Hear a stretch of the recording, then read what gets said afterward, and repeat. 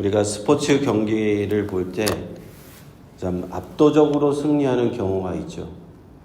지난번 최근에 슈퍼볼 경기를 볼 때 그랬던 것 같아요.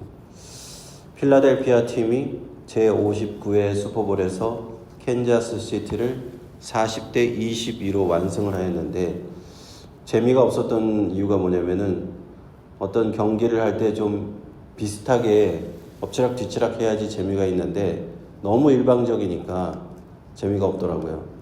너무 일찌감치 승부가 결정되니까 지루해지는 그런 면이 있었습니다. 마치 오늘 말씀에서 유대교 지도자들과 예수님의 대결, 하나님의 말씀을 가지고 대결한 것이죠. 이 말씀의 대결이 결과가 이와 같았습니다. 당대의 유대교 지도자들은 하나같이 하나님의 율법에 대해서는 전문가들이었어요. 그들은 어렸을 때부터 그 토라 교육을 받았고요. 그래서 대제사장이 되고 서기관과 바리새인들, 장로가 된 그런 사람들이에요. 그런데 예수님과 함께 하나님의 말씀에 관하여 토론을 하는데, 대결을 하는데 이들은 한 번도 이기지 못합니다. 마태복음 21장, 22장, 23장에서 우리는 그것을 계속 보게 됩니다.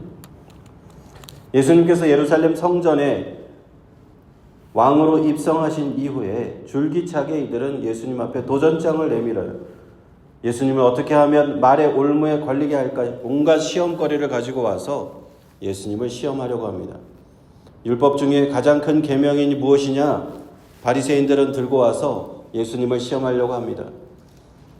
부활이 없다고 하는 사두개인들은 가상의 7형제 이야기를 가지고 와가지고 예수님을 코너에 몰아붙이려고 하죠.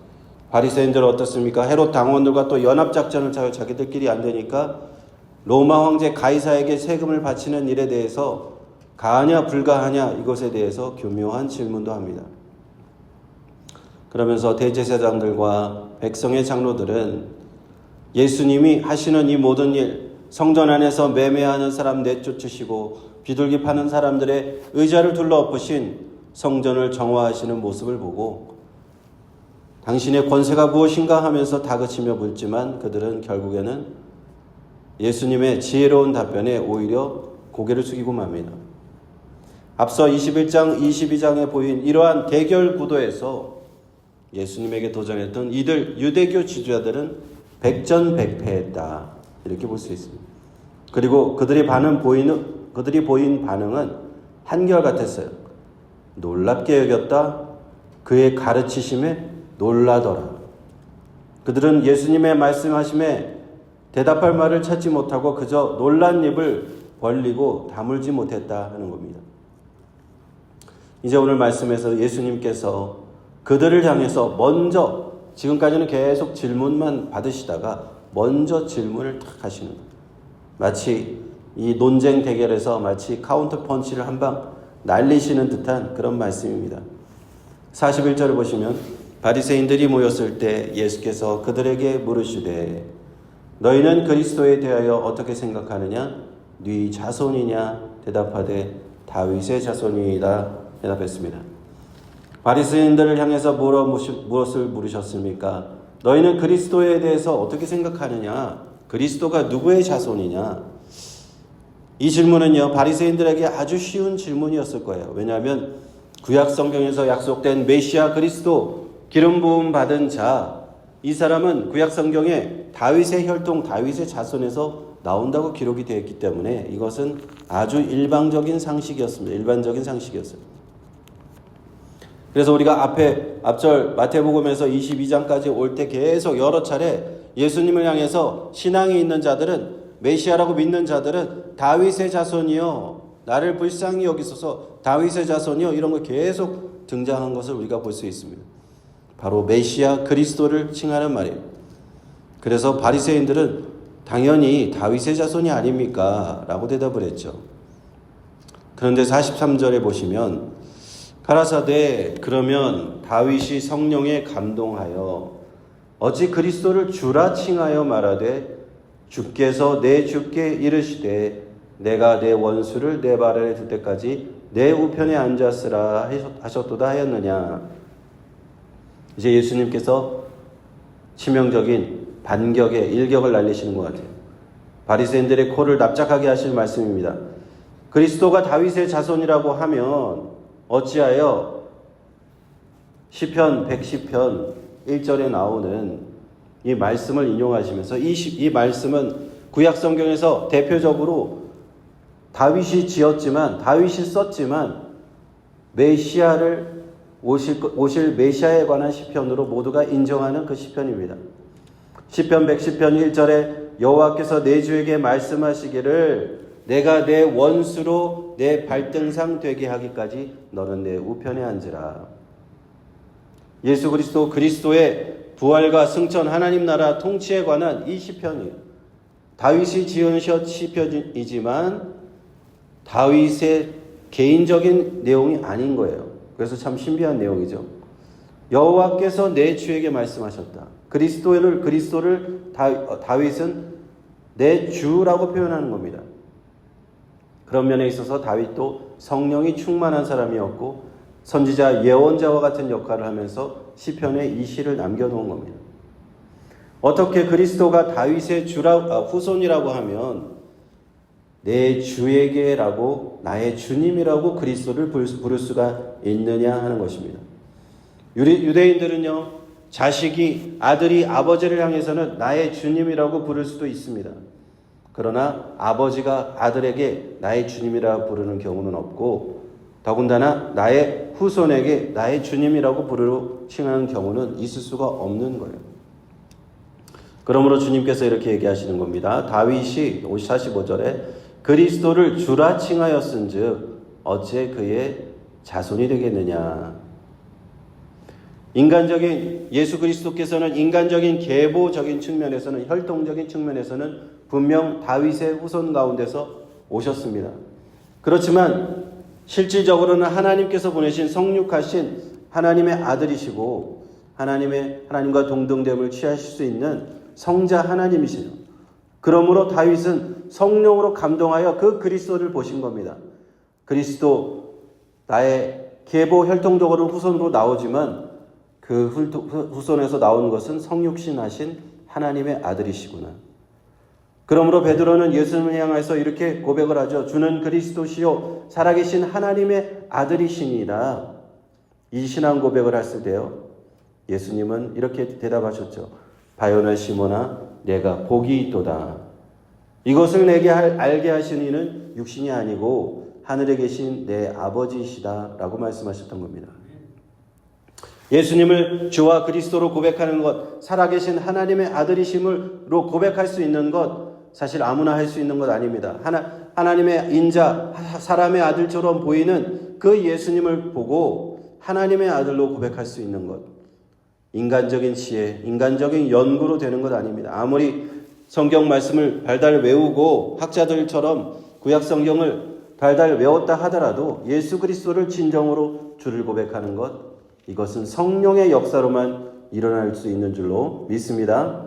그러므로 우리가 예수님이 믿어진다, 하나님의 아들로 믿어진다, 내가 예수님을 메시아로 그리스도로 고백할 수 있다, 이것은 굉장한 신앙적인 축복이고 신비인 줄로 믿습니다.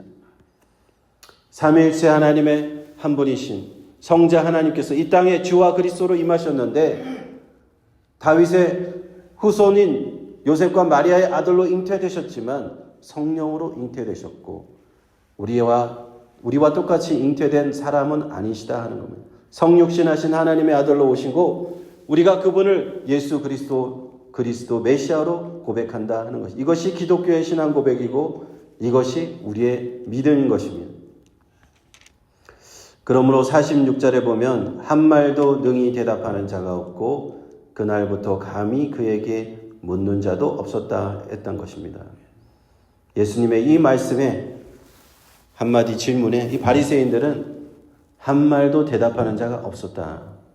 그들은 감히 유대교의 지도자임에도 불구하고 구약 성경에 관해서 어렸을 때부터 그들은 철저하게 교육을 받았고 정말 랍비라고 불리면서 율법에 통달한 자들이었는데 그 율법을 잘 해석하던 그 훌륭한 랍비들을 달달 그런 해석들을 외우던 그 바리새인들이 예수님 앞에 나와서 꿀먹은 벙어리가 된 겁니다. 어떻게 그럴 수가 있었을까? 예수님은 바리새인들과 같이 그 율법 학교도 다니지 않으셨어요. 랍비 교육 기관이 있었는데 그 사도 바울도 그런 얘기했잖아요. 가말리아의 문화에서 내가 배웠다. 그런 유명한 랍비 교육 기관에서 교육도 받지 않으셨어요. 예수님은. 그런데 어떻게 예수님의 이 말씀은 바리새인들을 놀라게 하고 그들을 꿀먹은 벙어리가 되게 했습니까? 그것은 바로 누가복음 2장에 본 것처럼 예수님이 12살 되던 해에 6월절 절기를 맞아서 그 어린아이이신 소년이신 예수님께서 부모와 함께 예루살렘 성전에 올라가셨을 때 이미 그대 유대교 지도자들과 문답을 하신 거예요. 그럴 때 유대교 지도자들이 어떻게 했습니까? 듣는 자가 다 그의 지혜와 대답을 놀랍게 여겼다. 하나님의 지혜. 하나님의 아들 성자 하나님은 본래 하나님의 지혜를 갖고 계신 거예요. 이미 가지고 계신 겁니다. 그 진리의 말씀, 하나님의 진리의 말씀을 이 땅에 오셔서 예수님께서 전달해 주시는 거예요. 구약 성경에서는 모세를 통해서 하나님의 율법을 주셨습니다. 하나님께서 이것이 하나님의 뜻이다라고 율법을 주셨는데 많은 유대인들이 세월이 흐르면서 그 율법을 자기들 마음대로 해석을 했어요. 수많은 조문들을 자기들 마음대로 전통을 만들어서 장로들의 유전이라고 하면서 떡을 먹을 때 손을 씻어야 되냐 말아야 되냐 무조건 씻어야 된다라고 얘기하면서 자기들 마음대로 만드는 유전도 만들었고 계명 율법의 모세의 율법 613개의 계명을 가지고 자기들의 마음대로 또 수천 개 또 수백 개의 그 서브 계명들을 만들어서 이건 또 이렇게 지켜야 된다고 그렇게 자기들 인간들의 뜻대로 지키고 있었던 시절에 예수님께서 오셔서 그들의 잘못된 부분들을 하나하나 다 지적해 주시는 겁니다.